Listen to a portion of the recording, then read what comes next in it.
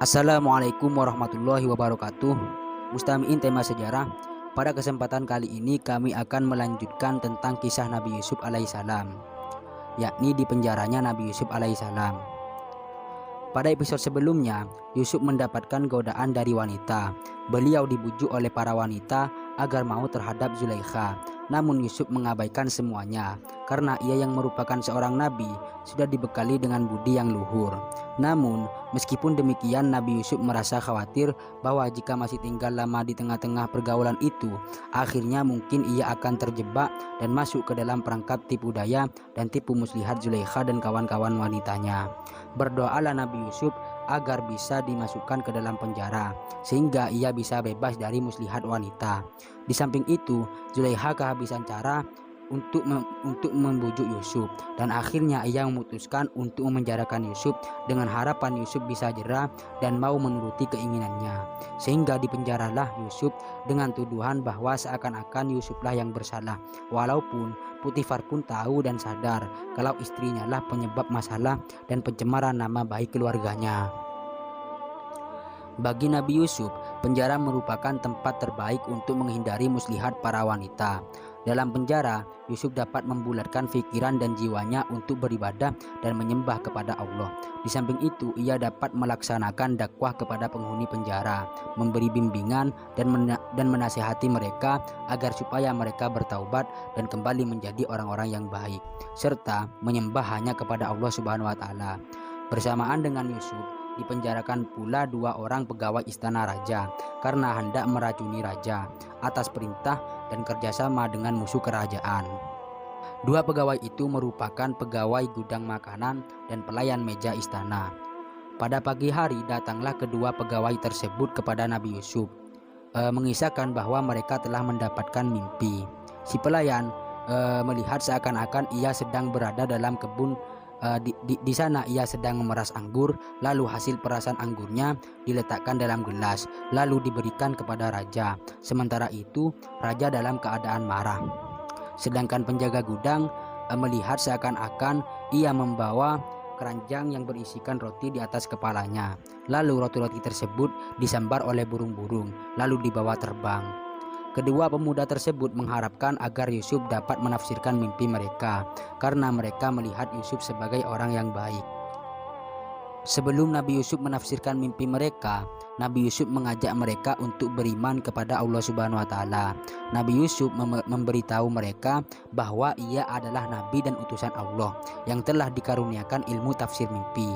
Bukan hanya itu, Nabi Yusuf menyatakan bahwa ia mengetahui makanan apa yang akan diterima penghuni penjara pagi itu. Benar saja, tatkala kemudian pengantar makanan datang, makanan tersebut sama persis dengan apa yang sudah diberitahukan oleh Yusuf sebelumnya. Bahkan jumlah makanannya pun sama persis, sehingga para penghuni penjara tambah yakin bahwa Yusuf memang merupakan nabi dan rasul, khususnya kedua pemuda yang tadinya akan ditafsirkan mimpinya. Singkat cerita, Nabi Yusuf pun menafsirkan mimpi mereka.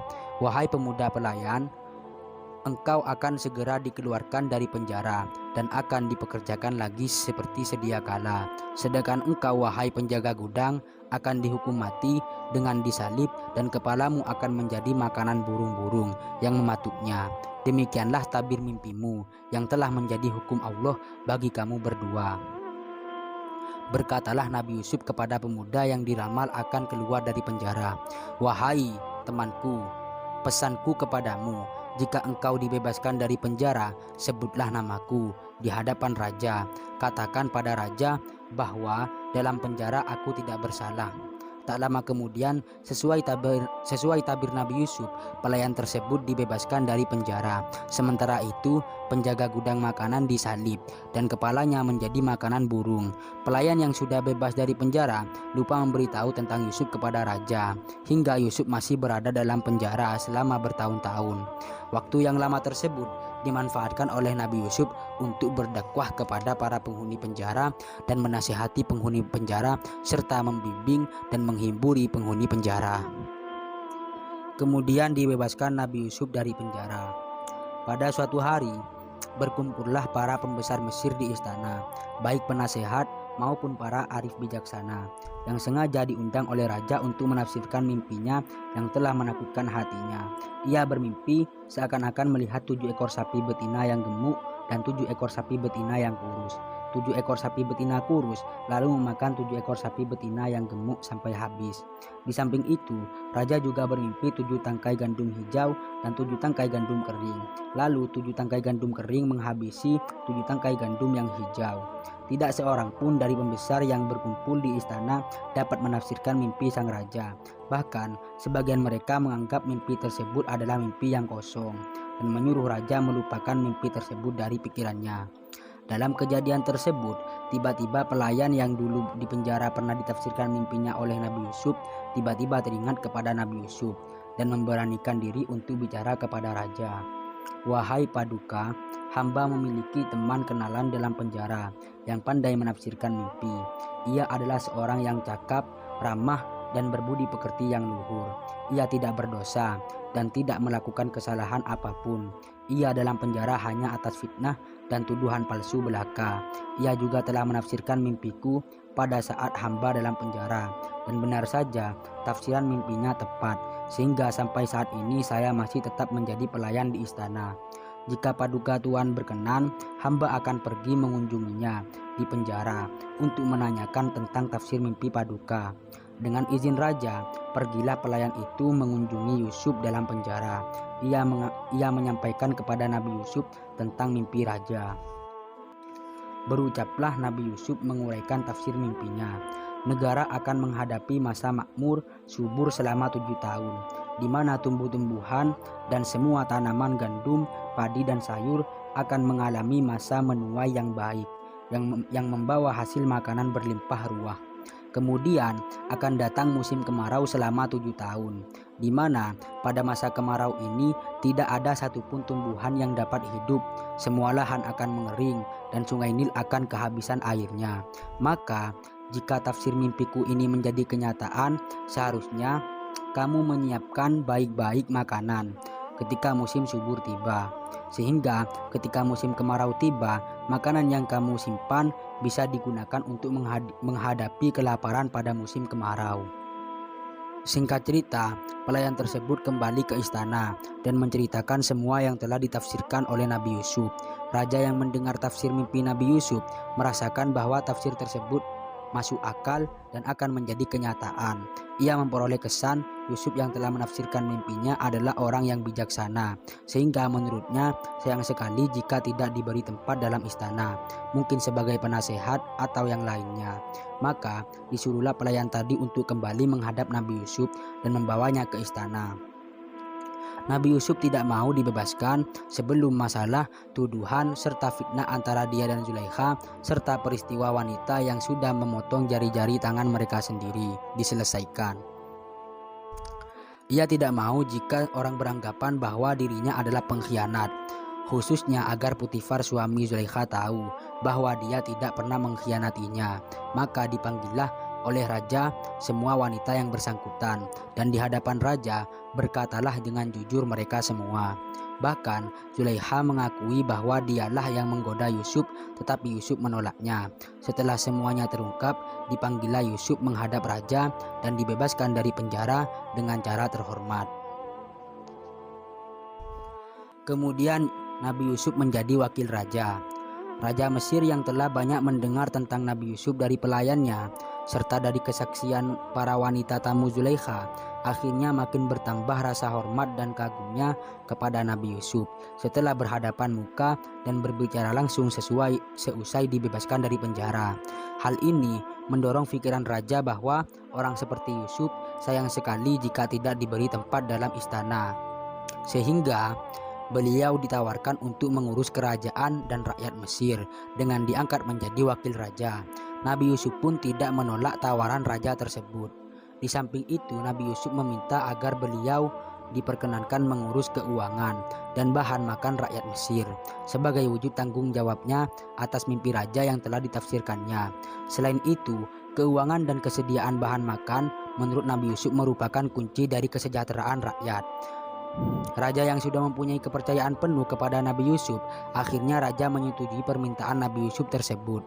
Pada waktu penobatan Nabi Yusuf, raja memasangkan kalung emas kepada Nabi Yusuf dan melepaskan cincin dari tangannya untuk dipasangkan ke tangan Nabi Yusuf sebagai tanda pemasrahan kekuasaan kepada Nabi Yusuf. Demikianlah Allah memberikan karunia serta nikmatnya kepada hamba yang senantiasa berbuat baik. Kemudian pertemuan Nabi Yusuf dengan keluarga.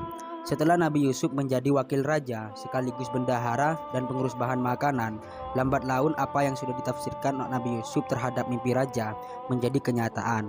Pada saat itu mulailah Mesir menghadapi masa subur, yang mana pada saat itu air berlimpah, hujan terus membasahi bumi hingga tumbuh-tumbuhan dapat hidup dengan mudah. Selain itu, hasil panen 2 kali lipat lebih banyak daripada hasil panen di tahun-tahun sebelumnya. Pada masa subur ini, langkah yang dilakukan Nabi Yusuf adalah menyimpan sebagian hasil panen masyarakat Mesir ke lumbung yang sudah dibuat oleh Nabi Yusuf sebelumnya. Hal ini ia lakukan agar jika masa pecahkelik tiba, masyarakat bisa mengambil bahan makanan di lumbung tersebut dengan gratis, kecuali yang pada masa subur enggan untuk mengumpulkan sebagian hasil panen mereka harus membeli. Setelah mengalami masa kesuburan selama 7 tahun, akhirnya paceklik pun tiba. Pada saat musim kekeringan ini, bukan hanya Mesir yang dilanda paceklik, melainkan negeri-negeri di sekitarnya juga dilanda paceklik. Misal wilayah Kan'an yang merupakan tanah kelahiran Nabi Yusuf. Pada situasi yang seperti ini, datanglah orang berduyun-duyun dari kota dan desa-desa pinggiran Mesir yang sudah kehabisan makanan mereka. Mereka datang mengharap pertolongan Nabi Yusuf untuk memberi kesempatan membeli gandum serta bahan makanan yang lain yang masih tersedia di gudang pemerintahan. Di antara orang-orang yang datang itu terdapat rombongan dari Kan'an yang di dalamnya terdapat 10 persaudara Nabi Yusuf yang dulunya membuang Nabi Yusuf. Nabi Yusuf mengenali mereka, sementara mereka tidak mengenali Nabi Yusuf. Bahkan tidak pernah terlintas dalam pikiran mereka bahwa Yusuf masih hidup, apalagi menjadi pembesar Mesir.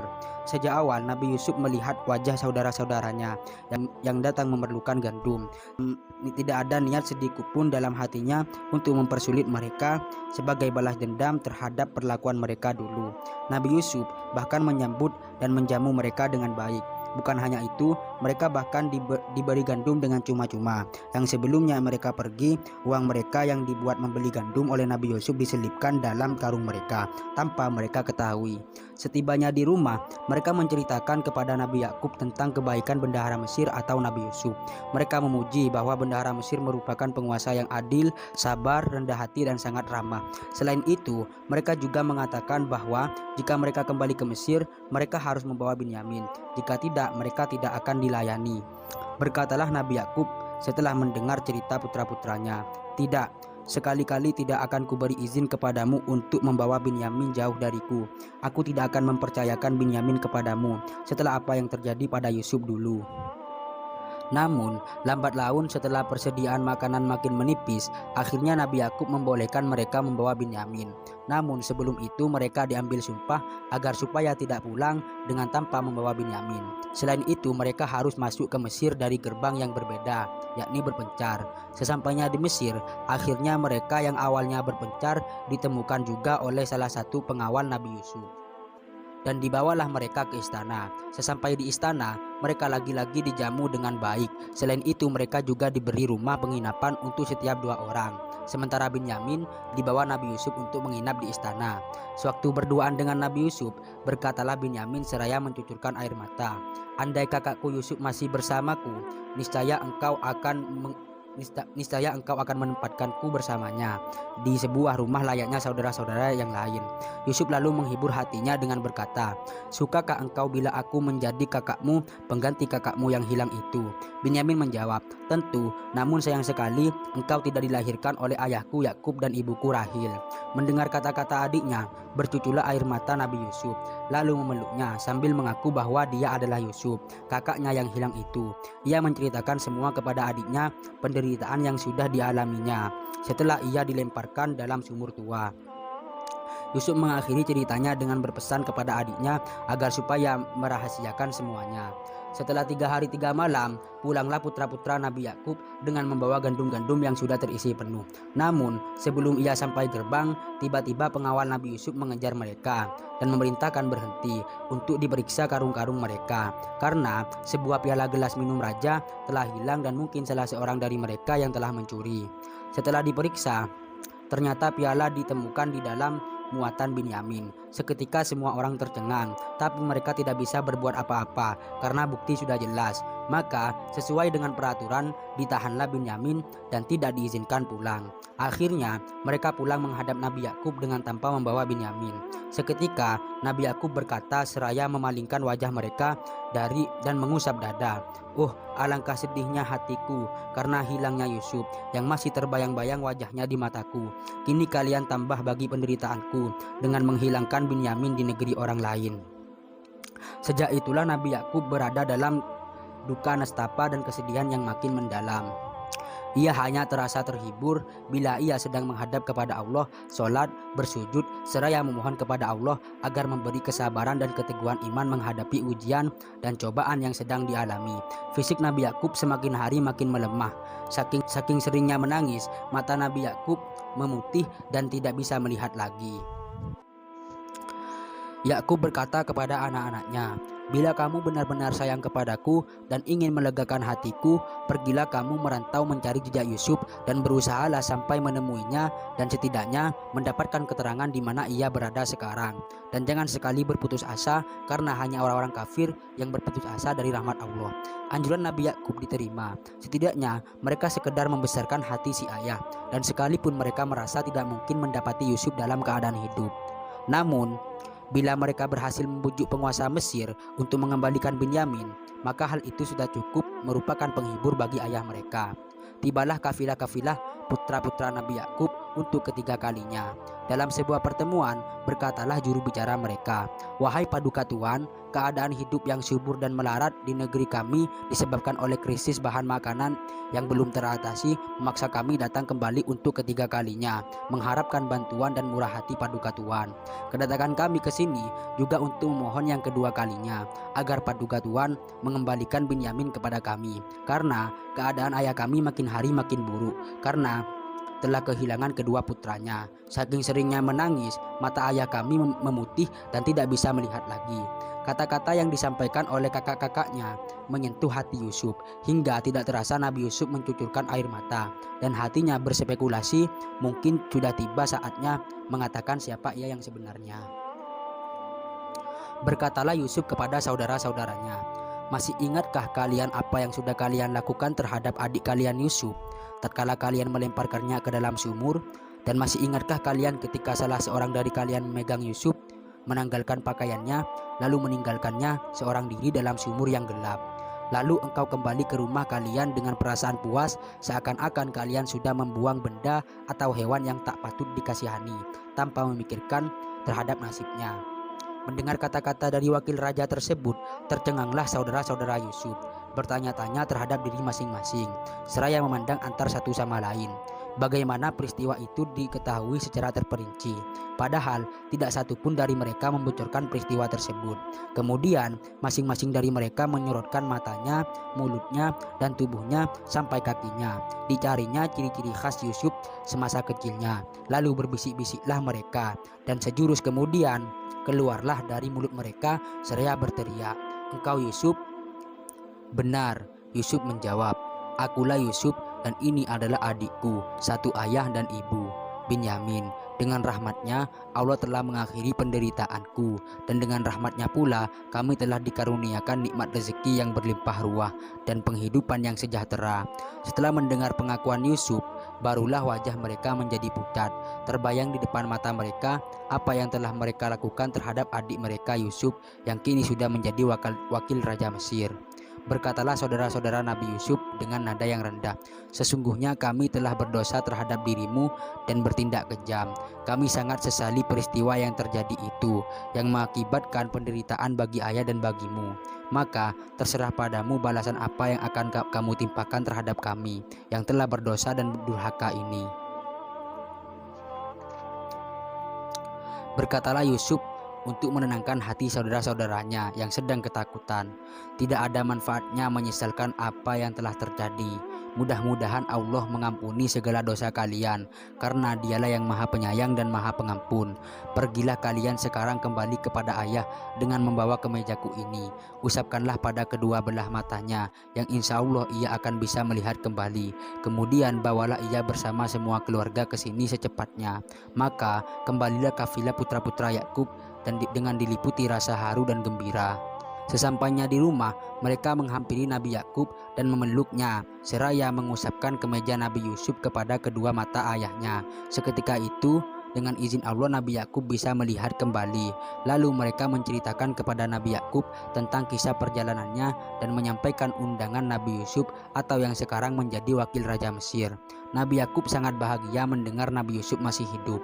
Namun, di samping itu beliau merasa sedih terhadap kebohongan yang dilakukan oleh putra-putranya. Namun, meskipun demikian, Nabi Yakub memaafkan kesalahan yang telah diperbuat putra-putranya dan memohonkan ampun kepada Allah Subhanahu wa taala untuk putra-putranya. Singkat cerita, berangkatlah Nabi Yakub memenuhi undangan Nabi Yusuf. Sesampainya di Mesir, dirangkullah si ayah oleh Nabi Yusuf seraya mencucurkan air mata. Begitupun dengan Nabi Yakub yang juga mencucurkan air mata. Sesampainya di istana, semua bersujud sebagai tanda syukur kepada Allah serta penghormatan bagi Nabi Yusuf. Kemudian dinaikkanlah ayah dan ibu tirinya yang juga saudara ibunya ke atas singgasana seraya berkata, "Wahai ayahku, inilah dia tabir mimpiku yang dulu itu menjadi kenyataan. Sesungguhnya Allah Maha lembut terhadap apa yang Dia kehendaki, dan sesungguhnya Dialah yang Maha mengetahui lagi Maha bijaksana." Mungkin hanya ini yang dapat kami sampaikan tentang kisah Nabi Yusuf alaihissalam. Kurang lebihnya kami mohon maaf. Wassalamualaikum warahmatullahi wabarakatuh.